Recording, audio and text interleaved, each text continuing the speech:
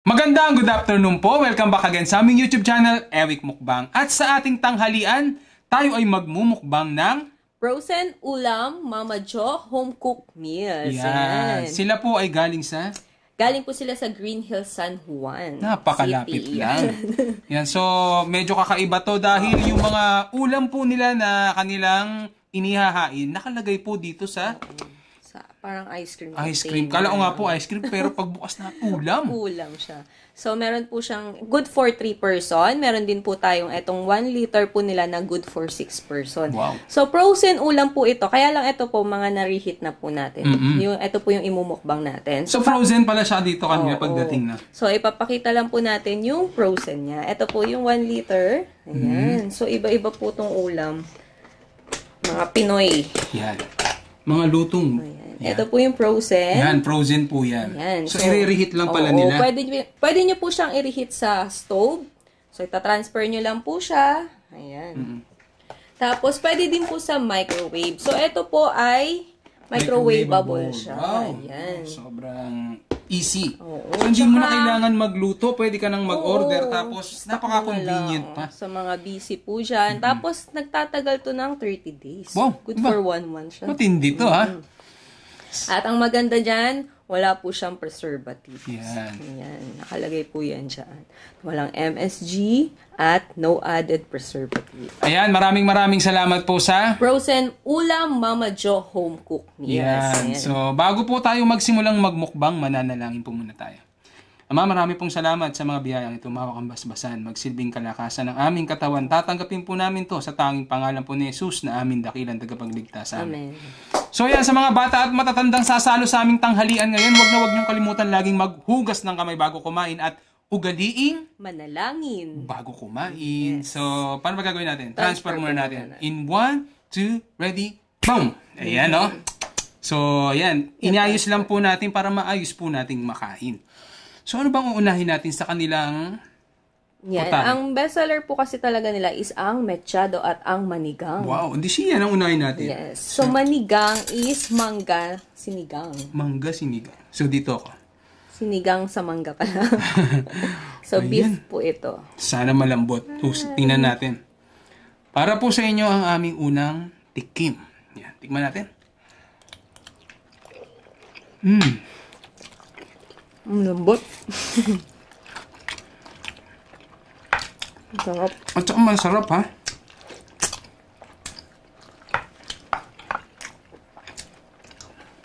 Lambo. Ang sarap. So, meron po pala tayo ditong adobo. Meron ding manigang, may mechado, at yung tulingan sa mangga. Tapos, ito po ay bopis. Sarap. Oo, kasi ano yan eh. Original recipe nila to. Mechado. Sobrang malasa. Tapos yung manigang, minana pa niya sa lola niya. Wow. Na napaka... Nasaka ko dito. Sobrang malasa po.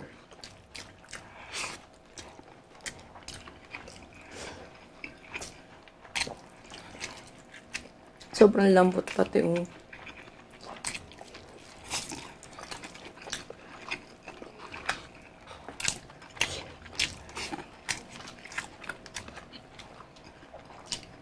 Sobrang na-amaze ako dun sa dalawang to. Ewan ko lang dito.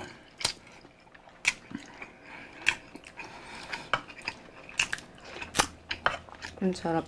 Saktong-sakto lang yung ano. Yung kanyang asim.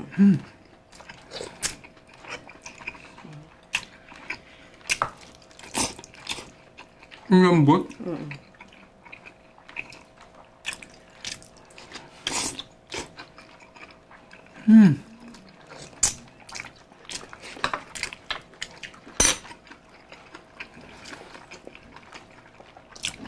Sobrang highly recommended yung yung pagkakaluto. Sarap.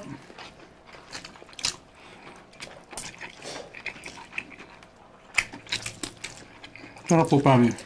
At alam ko, si Judy Ann Santos, favorite niya to. Yan yung order sa kanila. Yan yung umu-order si Miss Judy Ann po dyan. Ang lambot. At napakalasa. Tikman natin itong adobo. 3 ways cook adobo. Ano kaya pinagkaiba ng adobo na to? Tingnan natin.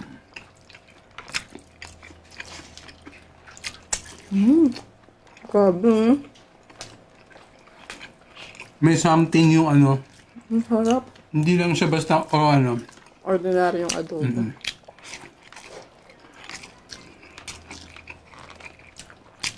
Tapos sobrang lambot.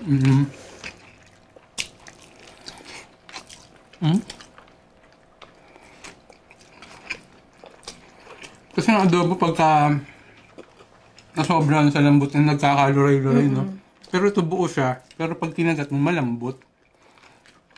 Yung buto po niya nadudurog.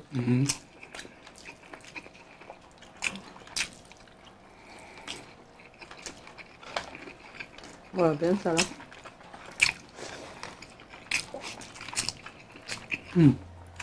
Lambot.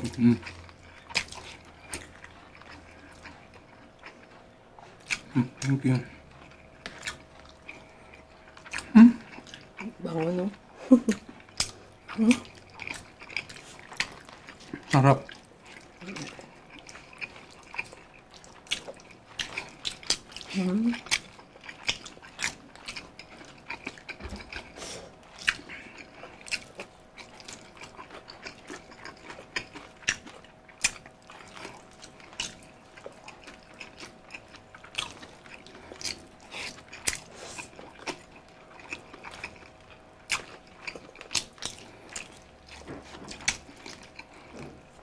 Ang sarap po, promise.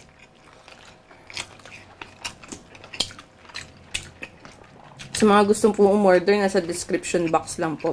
Pwede po kayo mag-order sa FB page po nila at sa Instagram.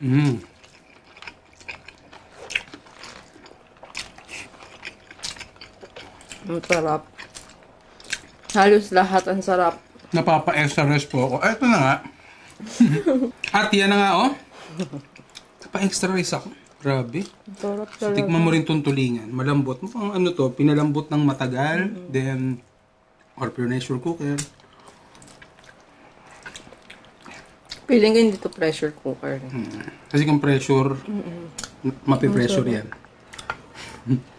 Tapos may mangga siya, oh.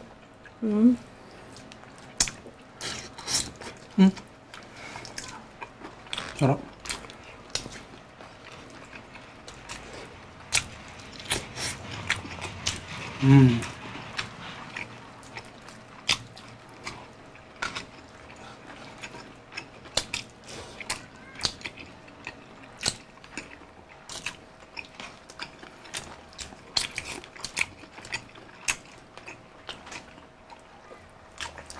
Wala na siyang tinik.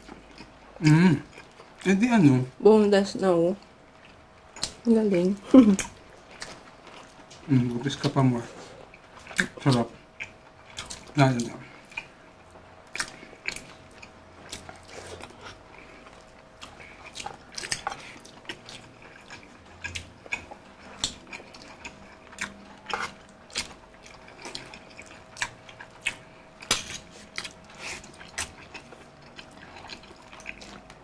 Ang sarap.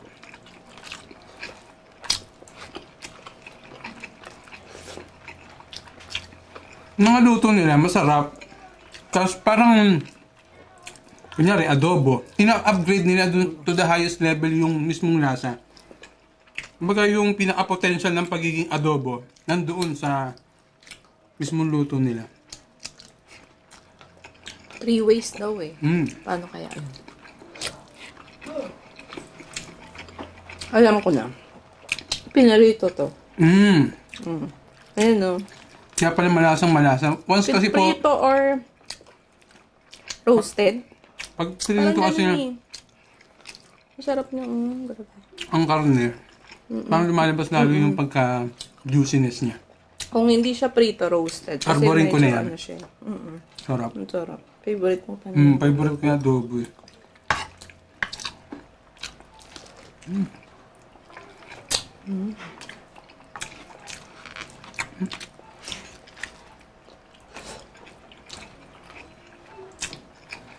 So, ang ulam niya, mapapayag-sa-rice ka.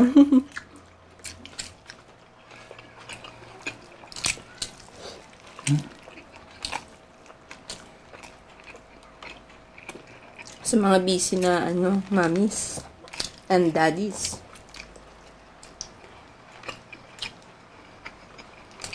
Init-init na lang.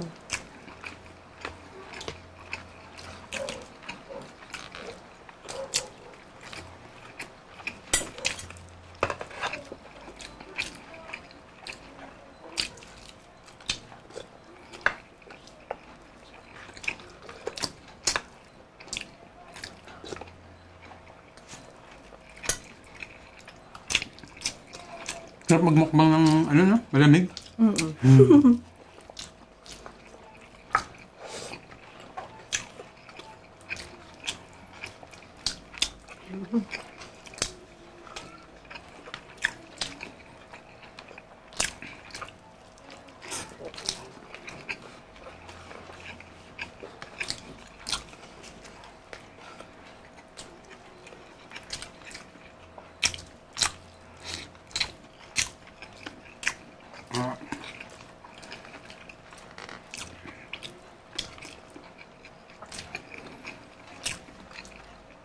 Tsaka maganda po niyan, kahit frozen siya, lutong ulam, diba? Hindi katulad mo, nagmamadali tayo. Usually kasi, canned goods, diba, ang niluluto. May preservatives pa yung pag ganun. Ito, wala po siyang preservatives.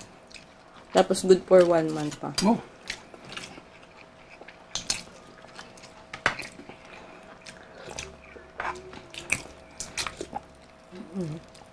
Sarap talaga nitong manigang. At yan na nga po, tapos na po tayong magmukbang ng Frozen ulam Mama Jo home cook. yan, napakasarap po, promise. Ito, highly recommended po namin itong mga produkto Ang galing nila. ni Mama Jo. Ang galing, ang sarap. Alam mo yung masarap yung ang tawag doon? Mechado. Pero naisagad niya pa yung sarap. Yes. Hindi ko alam yun ang pagkakaunawa ko sa pagkakakain ko.